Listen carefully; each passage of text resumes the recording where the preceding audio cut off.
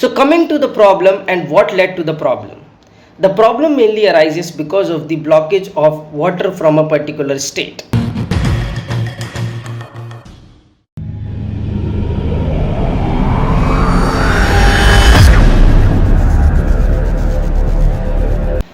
Whiskey is to drink and water is to fight. Well said by Mark Twain, a political philosopher.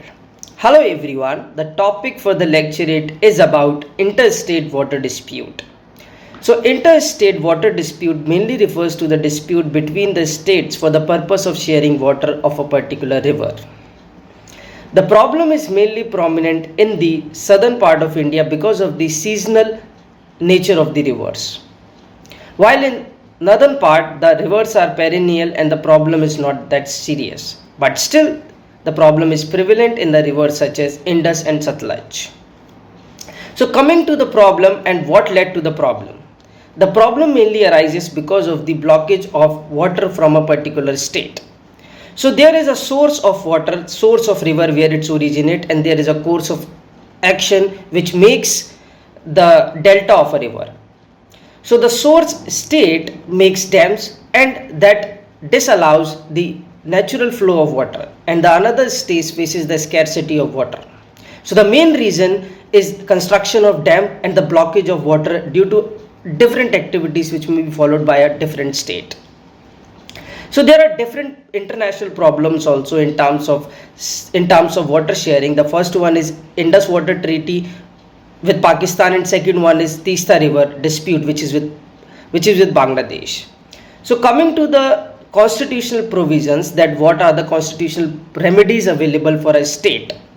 So there is a discussion of Article 262 which makes the parliament eligible to make a prevalent law or a committee to solve a river dispute. So in this law it is said that the particular state which is facing the scarcity can directly appeal to the Supreme Court for getting a solution. In the year 1956 there was a committee and which made the Inter-Dispute Water Council which mandated a particular proportion for sharing of water. But the problem lies the committee didn't work well and the proposals were a failure in the coming future. There was an amendment made by the Indian government in the year 2019 which talks about the maintenance and creation of different zones.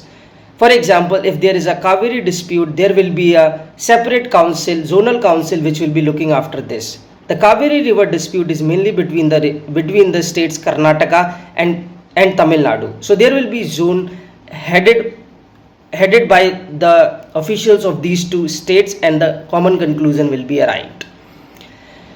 The next move which was taken by the government is about creating a single zone which will handle all the river dispute prevailing in the country.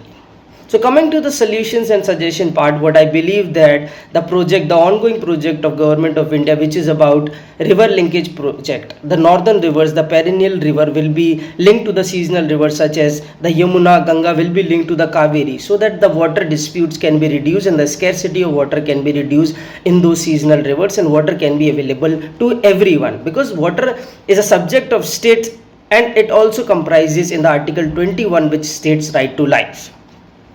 So what I personally believe that these councils and these zones must share a proportion in which both the parties must agree in which the water can be shared between the two states. Next, the full-fledged implementation of the water linkage project can be done. Third can be the awareness campaigns which can be led by the government, that how water management can be efficiently done in our country, so that people can utilize water according to their convenience by the minimum wastage of the water. So that's it. Thank you so much.